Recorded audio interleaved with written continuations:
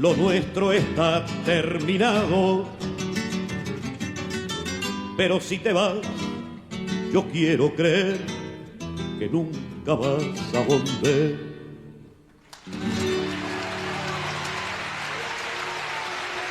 Muy bien, señoras y señores, 8:18 y algunos mensajes. A ver, mensajes que nos han llegado. Dice, buen día, en casa tengo romero, curry. Mirá, curry. Orégano y apio. Y perejil. Dice Liliana 422. Por las dudas, manda las 3 últimas cifras.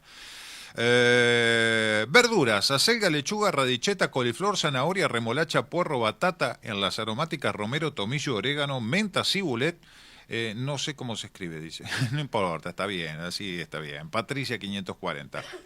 Gracias, Patricia, por enviarnos el mensaje. Gracias. Algunos de los mensajes que nos van llegando a la línea de WhatsApp. Bueno, ya estamos en comunicación telefónica, no, lo tenemos acá en el estudio. A Sergio Dalcol, presidente de FARER.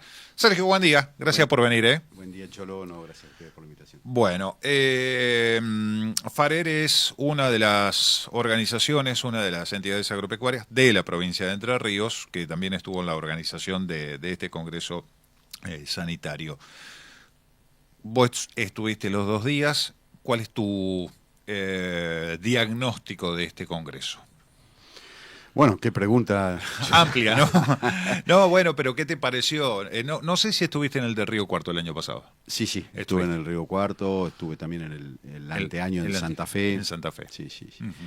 Bueno, por supuesto, me pareció muy bueno el nivel, pero fundamentalmente, y una cosa que incluso discutimos internamente dentro de CRA, que en definitiva es el que organiza estos eventos que le da la posibilidad al interior de hacerlo de manera regional, como para darle esta impronta que por otro lado tiene CRA, ¿no? de fortalecer el interior del país, no hacer tantas cosas en Buenos Aires. Me pareció fundamental que, como te decía recién, fue una discusión interna, el tema del título, que es Congreso de Entes y Fundaciones. Porque en definitiva, y como síntesis un poco de lo que me preguntabas recién, creo que lo importante que tenemos que seguir trabajando nosotros como entidad gremial, como representante de los productores, para que los productores tengan esta contención, es el fortalecimiento precisamente de estos entes y fundaciones, que entiendo yo que son los que están capacitados de dar las respuestas específicas a las cuestiones sanitarias en esta interacción público-privada, donde el SENASA, que viene a ser el ente que es el que determina las políticas sanitarias, pero que por la estructura, y fíjate vos que en estos paneles internacionales venía escuchando hoy que pasaron las disertaciones de algunos de los representantes que vinieron de Brasil, Paraguay y el Uruguay, todos hablaban de que en cierta manera en estos países también existen dificultades burocráticas por parte de los entes de cada país en llevar a cabo este tipo de políticas. Y donde, repito, me parece que acá en Argentina hay una necesidad imperiosa de un fortalecimiento de estas instituciones de entes y fundaciones, como para poder llevar a territorio las políticas que, en definitiva, dictamine el ente SENASA. Me imagino. Algo que se vio en este congreso, o por lo menos que yo pude percibir, es la diversidad de cada una de las realidades de las regiones. Uno de los grandes temas es que nos falta el consenso, nos falta, no es que nos falta, son temas de discusiones permanentes, las realidades geográficas, las realidades culturales, las realidades productivas de cada una de estas regiones, hace que hacer una línea de base como para decir, bueno, todos se tienen que ayornar a este dictamen, sea posible o plausible de cumplir en el amplio territorio nacional que tenemos. Fíjate vos, simplemente uno de los tantos temas que se discutió, se sigue discutiendo, ahora precisamente, que probablemente lo charlemos más tarde, el tema de la nueva vacunación que comienza este lunes. Es distinta a la situación productiva de un criador del norte de Salta que por ejemplo, del sur de la provincia de Buenos Aires, porque las épocas de servicio son diferentes por cuestiones ambientales, Y eso hace que el nacimiento de los terneros se den en épocas diferentes. Claro. Pero por otro lado tenemos que, para hacer una adecuada cobertura sanitaria, una de las características que tiene que tener es que sea de una casi totalidad del rodeo. Se habla de una inmunidad de rodeo cuando se alcanza un 95% de vacunación. El vicepresidente del SENASA mostró, por ejemplo, que en esta última campaña se logró cubrir alrededor del 97-98%, lo cual es un número excelente, pero por otro lado un poco tiempo, porque de nada sirve que cualquier cosa que yo en Entre Ríos vacune en febrero y el productor de Salta vacune en noviembre, Claro. porque queda un hueco en el medio, digamos, muy significativo. Bueno, todas estas cuestiones que, como te decía recién, son difíciles de aunar criterio por estas realidades, son las que nosotros como dirigentes, junto con el servicio del SENASA, tenemos que ir trabajando casi que a diario y logrando consensos que no son fáciles, pero que bueno, en ese camino estamos. ¿Y por qué comienza la campaña de vacunación ahora? ¿Por qué comienza ahora? Bueno, bueno, ya en los últimos 2 años lo que se venía hablando, a partir de un determinado criterio técnico que entendemos que tenía un amplio consenso, era el de eliminar categorías que se vacunaban, sí, en la famosa campaña que se denominaba de menores, a categorías de novicitos y vaquillones, es decir, o vaquillitas, para hablarlo en término coloquial. Aquellos animales que tenían alrededor de 1 año y medio, hasta 2 años y medio, vamos a suponer, y que, si bien ya desde el punto de vista técnico tenían una cierta cobertura vacunacional con 2 vacunas, digamos, en el mismo año, después se entendía que con una sola vacunación por año contra la fiebre aftosa, estamos hablando, alcanzaba para tener la inmunidad de aproximadamente 360 días que cubría la vacuna aftosa. Bueno, eso se eliminó, pero lo que se cambió fue la fecha de la vacunación. Claro. Es decir, antes había una que se hacía en marzo-abril, como fue la de este año, Sí. y la segunda se hacía en el mes de octubre. Bueno, a partir de la interpretación del SENASA de cómo se debería hacer esa cobertura vacunacional en el animal que tenía una sola vacuna, sumado a esta disparidad, como hablábamos recién, de épocas de mayor concentración de terneros, etcétera, etcétera, fue que tomaron la decisión de hacerla prácticamente a continuación. Fíjate vos que la campaña terminó ahora, nada, hace 10 días atrás, o un mes atrás, vamos a suponer que terminó a fines de abril, se extendió en algunos lugares y por ciertas circunstancias climáticas unos días más, y ahora ya comienza 15 a 20 días terminado el anterior, comienza esta nueva campaña de vacunación solo de terneros para todo el territorio nacional. Todo el territorio nacional no, el territorio nacional comprendido dentro del plan de vacunación, que es al norte del paralelo 38 Río Colorado. Exacto.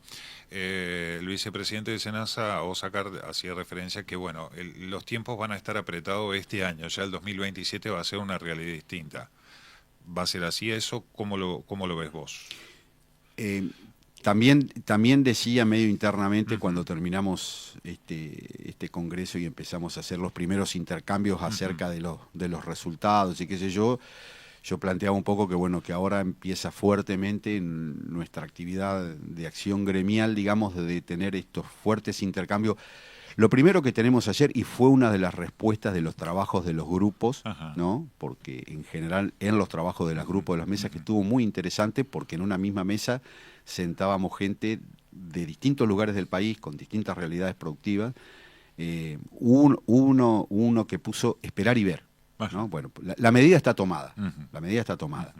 Lo que nosotros deberíamos hacer es, con mucha seriedad, evaluar cómo va a ser esta segunda campaña.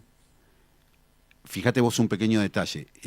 También hoy en tu primer bloque escuchaba de que tenemos este tema del posible evento niño. Bueno, si empezara a llegar a llover, claro, y esto se diera de una manera significativa, esta campaña que debería ser un mes, es altísimamente probable que se extendiera 2 o 3 meses, a sabienda de la realidad de nuestro camino solamente Entre Ríos, y que no difiere mucho en el resto del país, digamos. El tema de la transitabilidad de los caminos, los corrales que se pongan intransitables, inmanejables, digamos, el campo es así. Sí. No depende, depende del tiempo. Exactamente, así que yo creo que lo que nosotros tenemos que hacer es juntar todos los elementos contundentes como para, cuando termine esta campaña, sentarnos, no sé, septiembre, octubre, noviembre, con la gente del SENASA, hacer la evaluación de cómo resultó, y en todo caso ellos vienen insistiendo, yo lo he escuchado en varias oportunidades a los responsables del ente, decir lo siguiente: estas medidas no están escritas en piedra, y si tenemos que cambiar, dicen ellos, porque esto no funcionó como nosotros esperamos, quédense tranquilos que lo vamos a hacer. Seamos cautos, seamos responsables, juntemos información, tampoco seamos necios de cerrar, porque si la cosa anda bien, sigamos adelante, y si tenemos que cambiar algo, hagamos la fuerza suficiente para que esto cambie, porque en definitiva va a ser un beneficio para los productores, que es lo que todos buscamos. Exacto. Hubo un intercambio, en un momento se picó el tema, la discusión, en el buen sentido, ¿no? Por el tema de vacunar por fuera de los entes, que, bueno, dieron sus razones y demás. Si así estamos bien y funciona, ¿por qué cambiarlo? Era uno de los temas, ¿no?, que se dio en este caso, y ahí vinieron unas réplicas también. Como hablábamos recién, la realidad del país es absolutamente diversa, de las zonas es absolutamente diversa. Yo puedo hablar por lo que conozco, que es el ente de Entre Ríos, por algunos de los que tengo intercambio de charlas, pero vos también es cierto que manejamos valores bastante dispersos y diferentes en el precio final de la vacuna. Claro. Nosotros acá en Entre Ríos, suponete, para esta campaña manejamos un valor de 3.100 pesos, que incluye el plan de garrapata de aproximadamente 500 pesos. Si se lo descontás, estás en el orden de los 2.600 pesos. Hay una amplia mayoría de entes y fundaciones que tienen el valor de la vacunación en ese rango, digamos, ¿no? Que estaríamos hablando de $2. Bueno, hay otros que tienen valores significativamente más altos. Esto se puede deber a malas administraciones, a gente que ha aprovechado esto para hacer su negocio particular, cosa que estamos absolutamente en contra, dificultades excesivas en la logística para llevar a cabo esta actividad, que puede ser que la vacuna valga 1 y el costo operativo de ponerla valga 3, claro. Y además que como es un sistema solidario, siempre hablamos, el que tiene 1.000 vacas paga lo mismo que el que tiene 2 vacas. Entonces todo este tipo de cosas hace que se reciban quejas por parte particularmente del Ministerio de Regulación, del exceso del cobro de esto. Entonces desde allá arriba se tomó una medida de decir, bueno, si no, que lo hagan por fuera, lo que nosotros entendemos, y por eso hemos insistido mucho esto, que debilita el sistema global, claro, ¿no? Entonces lo que deberíamos hacer cada uno en su lugar es tratar de bajar en la medida de lo posible estos costos operativos, porque el costo de la vacuna, centavo más o centavo menos, es como una tarifa plana. No hay grandes diferencias, digamos, de poder negociar el precio de la vacuna independientemente del volumen que se esté manejando.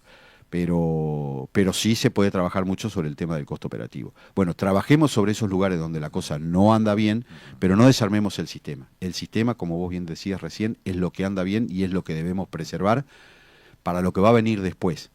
Si en algún momento, en función de todo lo que aprendimos, en función de todas las charlas que se dieron, se toma la decisión de dejar de vacunar, lo que puede llegar a salvaguardar el día de mañana, en el caso que aparezca un brote, es en que rápidamente se ponga en marcha un mecanismo que sea abarcativo y que de la misma manera que se hace hoy, en poco tiempo se logre una inmunización de un alto porcentaje del rodeo. Y eso vemos que solamente lo pueden hacer los entes. Si desarmamos los entes y el día de mañana se deja de vacunar y llega a entrar la enfermedad, entre que se arme nuevamente el ente, por más que tengas la vacuna, no vas a tener quien la coloque, no vas a tener la información que debería tener el SENASA de la hacienda que tiene cada uno, porque en definitiva son los entes y las fundaciones los que recaban esa información que se la terminan dando al SENASA. Es decir, se cortaría en cierto modo el sistema operativo que es el que pueda llegar a cabo esta práctica, digamos, de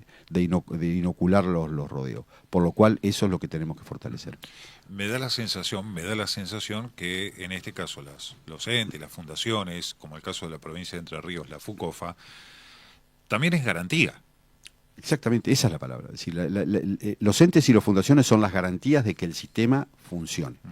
Todo lo que haya que ver, que rever, que ajustar, que apretar, yo creo que es absolutamente posible y que debe ser así, por otro lado, porque en Darse una definitiva... discusión interna de última Exacto, dentro de- son los productores los que terminan pagando todo este sistema, ¿no? Entonces, todas estas discusiones son absolutamente válidas, puertas adentro, pero es como decir, bueno, no, desarmemos los gobiernos porque los gobiernos tienen tal o cual cosa, bueno, pero no podemos ir, no podemos ir al anarquismo por el hecho que algo, digamos, fortalezcamos lo que como institución debe existir, corrijamos los errores que debemos corregir, pero no desarmemos la institucionalidad. Y a partir de esta medida, ¿no? De vacunar por fuera, ¿vos crees, personalmente, crees que van a desarmarse las fundaciones o van a persistir?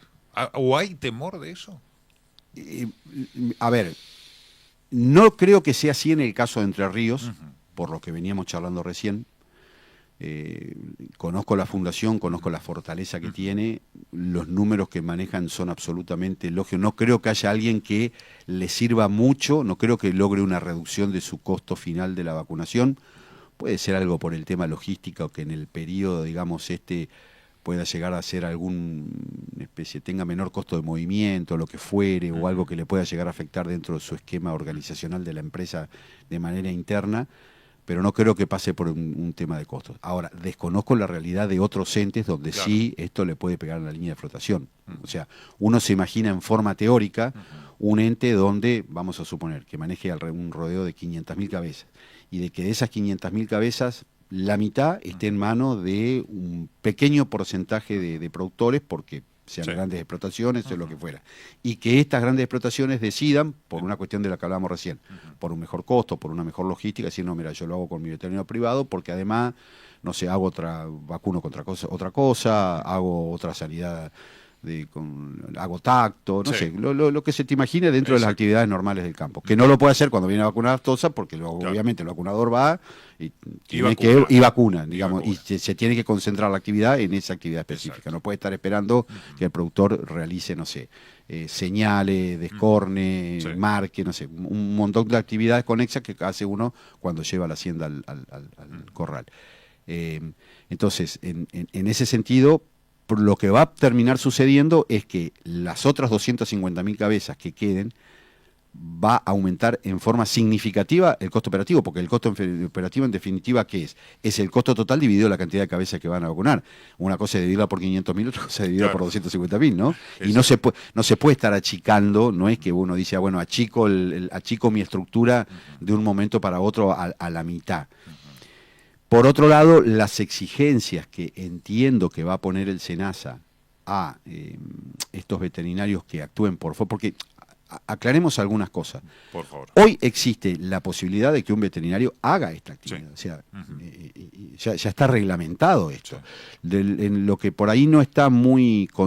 pero tiene que ser a través de los entes, es decir, el veterinario particular puede llegar a un arreglo con el ente local, decir, no, mira, este campo lo voy a vacunar yo, él obviamente es una persona absolutamente idónea, sabe de qué se trata todo esto, entonces puede llegar a a generar un vínculo con el ente local, donde él retira la vacuna del ente, realiza el acto vacunal, digamos, va al establecimiento, vacuna, regresa al ente, le entrega los frascos, le entrega los sobrantes, le entrega la planilla con la vacunación, pero es el ente el que en definitiva termina cargando los datos, etcétera, etcétera, y le cobra al productor, en este caso, el mismo precio que le cobra a cualquiera. Con lo cual, en definitiva, no provoca ningún tipo de perjuicio a nada, porque se sigue respetando absolutamente todo las cosas por las cuales nosotros peleamos.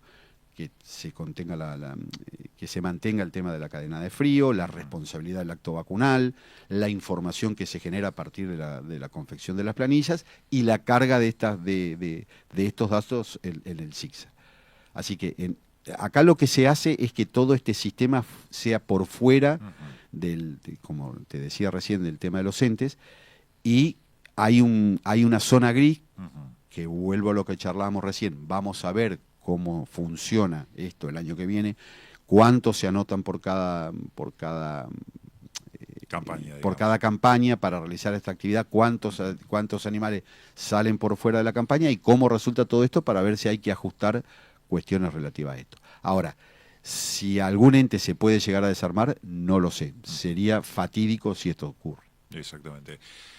Uno, porque por ahí, o al menos yo, tengo, digamos, lo que es cercano es Fucofa, que uno más o menos por una cuestión territorial y por cercanía sabe cómo funciona, cuáles son las actividades que realiza, pero en el caso mío uno desconoce la provincia de Buenos Aires, que tiene varios entes. Sí, sí. La provincia de Buenos Aires no tiene uno como la provincia de Entre Ríos, sino que tiene varios entes. La provincia de Corrientes es otra cosa totalmente distinta. Y hablando de la provincia de Corrientes, me quedé pensando sobre el control de garrapata, que es complicado también, que es otra de las actividades que realiza en el caso de la FUCOFA, y que por ahí otros han abandonado la lucha, que da esa sensación. Sí, la provincia de Corrientes y la provincia de Entre Ríos son las únicas dos provincias donde las fundaciones abarcan la totalidad de la provincia. El resto del país, todos los entes, las UEL, que son las unidades ejecutoras locales, esto más que nada depende de una organización de tipo administrativa, digamos, Claro. pero en el fondo es todo lo mismo, digamos, con distintos nombres. Hay lugares, suponete en Córdoba, lo tuvimos la presencia de Javier Rotondo, que es de esa zona, que él pertenece a Río Cuarto, y fíjate vos que Río Cuarto, que sería un departamento, vamos a suponer que si fuera Gualeguaychú, a su vez está dividido en 4. Ni siquiera tiene una, tiene 4, no sé exactamente cómo es la división, si hicieron una cruz, pero bueno, pero está dividido en 4, o sea, cada ente a su vez, como es una especie de colaborador del SENASA, ha establecido convenios para hacer campañas de otras enfermedades. Acá en Entre Ríos tenemos la brucelosis, en otras partes del país tienen el tema de la vacunación del carbunclo, por ejemplo, en otros también carbunclo y brucelosis, y además de todo esto, nosotros particularmente en Entre Ríos, en la FUCOFA, tenemos el control del plan de la garrapata, que es único en el país. Entre Ríos es como una isla en este sentido, tiene un plan absolutamente diferente a todos. De hecho, se está reescribiendo porque va a haber algunas modificaciones en el plan nacional y se está terminando de escribir el plan específico para Entre Ríos, donde se está trabajando más que nada con un tema de nomenclaturas, de definiciones, porque esto es importante a la hora de implementar un plan, que la categorización, cuando uno habla de libre, pero bueno, yo soy libre, pero tengo algunos casos. Entonces, ¿cómo se manejan todas estas cuestiones? Hay que dejarlos perfectamente plasmados en la escritura del plan para que después no haya chisporroteos al momento de la aplicación, ¿no? Bueno, no, en el caso de Corrientes, ellos, al igual que Entre Ríos, tienen la vacunación de aftosa y la brucelosis. Fíjate vos con algo interesante, por ejemplo, la FUCOSA, que es la Fundación Correntina de Sanidad Animal, recibe un subsidio por parte del Estado para que le da gratis la vacuna de brucelosis a los productores de menos de, no sé, 50 cabezas o 50 vientres en este caso, porque se vacunan solamente las hembras contra esta enfermedad. Bueno, se las da el gobierno, por ejemplo, bueno, algo bueno. Bueno, acá en Entre Ríos, si bien es cierto que termina saliendo del mismo bolsillo del productor, pero al tener cubierto el tema de la garrapata, esto hace que exista un control que tenemos que mejorar muchísimo, muchísimo. Hay mucho para hacer, mucho para cambiar, mucho para transitar en la zona norte, donde el problema del flagelo de la garrapata es más significativo por una cuestión de temperatura, fundamentalmente, pero a su vez hace una barrera. Tenemos un Dibu Martínez en el sur entrerriano, que hace que por ahí nos hagan algún gol, pero atajamos mucho. Claro, que ese es otro de los temas también, ¿no? Importante. Uno de los temas que también se habló del Congreso es que hace al Congreso es el tema de el tema de pollos y de ponedoras, que fue un panel exclusivamente para eso, teniendo en cuenta que es una de las economías regionales que emblema la provincia de Entre Ríos. Muchos quedaron con los ojos abiertos y con la boca abierta sobre lo que desconocíamos de estas circunstancias. Absolutamente, me pongo en primer lugar, ¿no? Realmente es impresionante el grado de tecnificación que tiene esta actividad, francamente bastante desconocido para mí, sobre todo lo que hace después de lo que por ahí uno puede llegar a conocer de la integración del pollo parrillero y de manejar algunos números de conversión y de producción y demás, pero todo lo que hace por ahí, la parte genética y la parte sanitaria realmente es... Y creo que, mirá, esto es absolutamente personal, creo que la atención de esta charla estuvo centrado en la dinámica de la interacción que tienen el sistema de producción avícola con el SENASA. La rapidez de las respuestas frente a situaciones sanitarias puntuales, a pesar de la problemática, ellos insistieron mucho con el tema del traspatio, para que la gente entienda el traspatio, a ver, no es ni más ni menos que la gallina que cría en el fondo de casa, digamos, para hablar en criollo, para hablar en nuestro lenguaje. Sí, señor. Pero así todo, cuando suceden estos casos, que en lo que va de este año en el país tuvimos 8, 10, 12 casos de influencia aviar, una enfermedad muy, muy crítica, digamos, que afecta sobre todo porque automáticamente se nos cierran barreras de exportar y eso hace que se vuelque de una manera más que significativa una gran cantidad de aves dentro del mercado interno, más allá de lo que tienen que sacrificar. Pero fíjate vos de qué manera, actuando rápidamente, se logran aislar los focos, contenerlos y en plazos absolutamente razonable de 60 días, volver a tener estatus sanitarios de libre de manera tal de reactivar. Uno se pone a pensar en lo que sería, Dios no quiere, yo no quiero por ahí ni mencionarlo y estoy buscando para tocar madera por acá, esto me parece que es fórmica, pero bueno, que en el caso de mañana dejemos de vacunar contra aftosa, ¿no? Y surja un brote, uno no se imagina...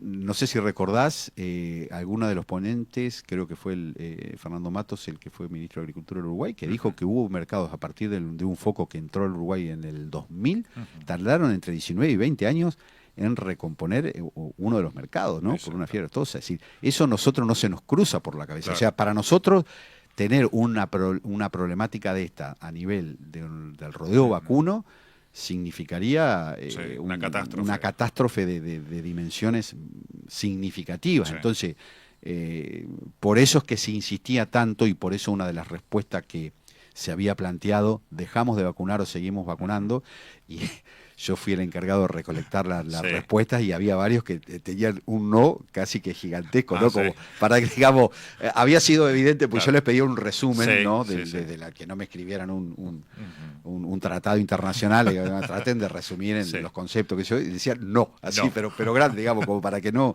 existan lugar a duda.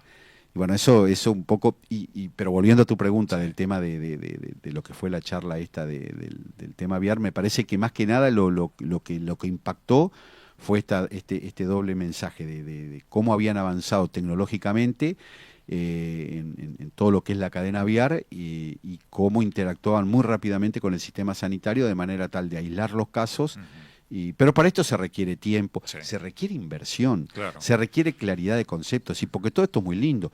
Lo dijo el brasileño. Nosotros lo primero que hicimos cuando dejamos de vacunar fue crear un fondo para que si yo en mi campo tengo un problema de aftosa y veo un animal ya con la lengua afuera y con alguna llaguita, no espere a ver si evoluciona, rápidamente corra al SENASA y al veterinario, si vengan a mi campo, miren la vaca y en el plazo de, no sé, de una semana estar vacunando el campo, los perifocos, y y llegado el caso tener que sacrificar, y al otro día el productor que tenga en la cuenta en su cuenta bancaria depositado el valor de su animal, para que cuando pase esto, en un periodo de limpieza más o menos razonable, pueda reponer la hacienda y continuar con la actividad. Si no, obviamente que por defensa lo primero que uno hace es dejar que pase la cosa, ¿no? Y tratar porque digamos, la enfermedad es una enfermedad que, para los que no lo saben, que si bien puede provocar algo de mortalidad, pero lo que provoca es mucha morbilidad y pérdida tremenda de peso, de productividad de preñeces, etcétera, etcétera, por las características que tiene, por la lastimadura. Imagínense de agarrarse una fiebre muy alta, de uno está 5 o 6 días donde casi no puede comer, y qué sé cuánto, y que pierde peso y que pierde estado corporal, bueno, todo eso es lo que provoca, no provoca tanta mortandad, pero eso multiplicado por el rodeo nacional, la pérdida de kilos que es significativa. Por eso los países, digamos, que no lo tienen, no quieren que entre esta enfermedad. Bueno, simplemente para eso lo que uno tiene que contar es, insisto, una fuerte capacidad de respuesta. Esa fuerte capacidad de respuesta se traduce en esquemas adecuados y plata para poder hacerlo. Claro. O sea, plata y esquemas adecuados. Sí. Fundamental. Sí, exacto. Te saco un poquito de lo que fue el Congreso, que da para charlar muchísimo más, pero no quería dejar de preguntarte, porque días pasados la vocal María Fernanda Miotti dictó el cese de manera inmediata de aplicaciones, pulverizaciones aéreas y también terrestres en una zona de aldea brasileña y aldea brasileira en realidad y Colonia Ensayo, departamento de Diamante, que trajo enojo de parte de las entidades agropecuarias, de las gremiales en la provincia de Entre Ríos, o por lo menos malestar. ¿Qué opinión te merece esta cuestión? Yo tengo, en forma absolutamente personal, por un lado, respeto por todas aquellas personas que en cierta manera defienden el medio ambiente, defienden la ecología. Me parece que esto es así. Coincido con ellos en que uno tiene que cuidar el medio ambiente, pero entendiendo lo siguiente, esto es algo dinámico, es algo amplio y es algo que uno tiene que entender que todos los avances tecnológicos siempre tienen consecuencias que en definitiva es algo que suma y algo que resta. Yo por ahí me preguntaría, bueno, si alguna vez a alguien se le ocurre decir, bueno, no sé, toda la costanera antes era un bajo, que yo, y viene un juez que dice, bueno, como hace 150 años atrás, esto era un valle de inundación. A ver, la costanera era un valle de inundación, nosotros levantamos, ahora es todo muy lindo porque paseamos, tomamos matecitos, miramos la isla y qué sé yo, y nadie se preocupa por lo que pasó 150 años atrás. Entonces, seamos lógicos, si nos gusta el durazno, tenemos que aguantar la pelusa. Si nos gusta tener una alimentación que tenga la sanidad, la inocuidad, el gusto determinado, bueno, tenemos que entender que esto, y un precio adecuado para los bolsillos promedio, esto tiene que ser hecho de alguna manera. Y entiendo que atrás de esto hay todo un respaldo científico-técnico que trabaja y delimita todas estas zonas posiblemente productivas que hacen que tenga el suficiente resguardo como para que esto pueda llegar a cabo en este proceso.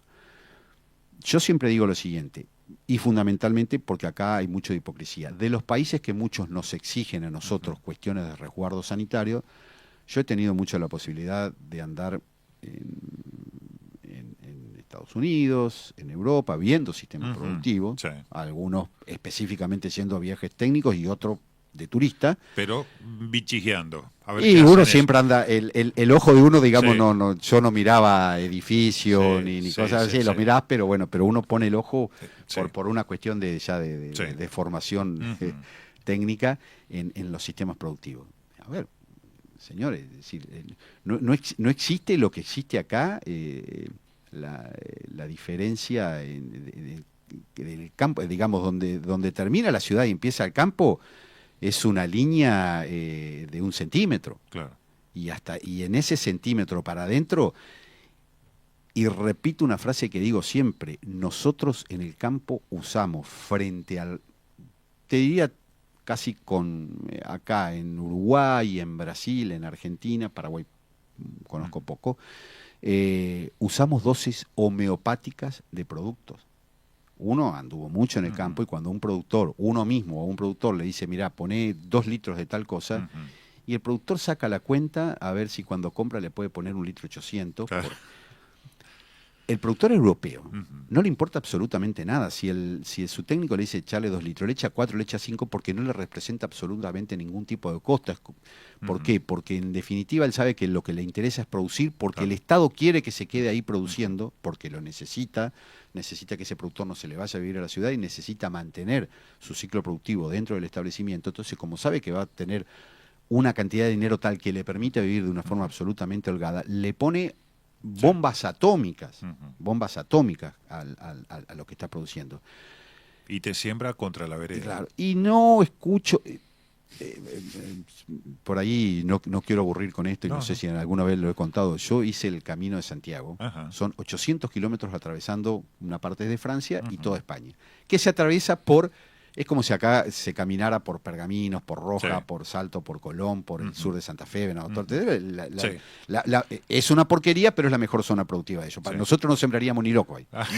Ni loco sembraríamos ahí. Siembran entre las piedras, siembran... es algo que uno lo mira con una... ¿Qué están haciendo este tipo de acá? Pero Claro. bueno. Y tienen unas máquinas para pulverizar. Son como unas grandes arañas atrás, Ajá. como con patas, ¿no? Sí. Que se meten y hacen unas nubes pero bueno, y lo hacen. Y pegado a las sembradoras pasan literalmente pegadas a las construcciones de las casas. Pegadas a las construcciones. Y son pueblos interesantes, pueblos de 2, 3, 4, 5, hay Sí. pueblos, ciudades mucho más grandes. Y repito, Cholo, no existe diferencia entre, digamos, pero no deben ser ningunos tarados, ni los técnicos europeos, ni los habitantes, como para no saber las consecuencias de una cosa y de la otra. Con lo cual entiendo que deben estar haciendo cosas que deben estar contempladas dentro de los márgenes razonables de bioseguridad para que no se afecte la salud promedio de la población. Exacto. Tenemos mucho que aprender entonces. Tenemos muchos que aprender a sentarnos a consensuar y no tomar posiciones extremas, porque lo único que va a conducir en la medida que esto hagamos así, que es cuando salga todo esto más caro, alguien diga, y yo les avisé, Claro. ¿no? Entonces, para que no llegara a ese extremo, en la medida que nosotros dejemos de tomar medidas extremas, acá se trabajó muchísimo con la nueva ley de fitosanitarios. Hubo reuniones técnicas con gente absolutamente capacitada, tanto del ámbito productivo como del ámbito de la salud, que dieron su entender, dieron sus opiniones, se trabajó a nivel legislativo y se logró aprobar la ley. Después la justicia, la más fácil que tiene es, por el tema del famoso principio precautorio. Bueno, si fuera por el principio precautorio yo no podría subir acá porque a un auto se le puede cortar la rueda, subir a la vereda y terminar con la vida de alguna persona. Entonces, seamos lógicos en los planteos de manera tal de poder lograr un consenso, porque esto puede llegar a tener una situación, y sobre todo lo que pone a la sociedad en sí en una crispación, ¿no? Por el que reclama por un lado, por el que produce por el otro, y en una situación de indefección al productor, porque nunca sabe qué es lo que termina haciendo, nunca sabe si su accionar puede el día de mañana tener una consecuencia legal. Claro. Que lo termine, no sé, termine preso por hacer una acción que en definitiva, en principio, está aprobada por la legislación. Sergio, muchísimas gracias por la visita. No, gracias a ustedes, Cholo. Como siempre, es un gusto charlar con vos. Sergio Dalcol, en este caso, presidente de FARER, Federación de Asociaciones Rurales de Entre Ríos. Pausa y ya entramos a despedirnos.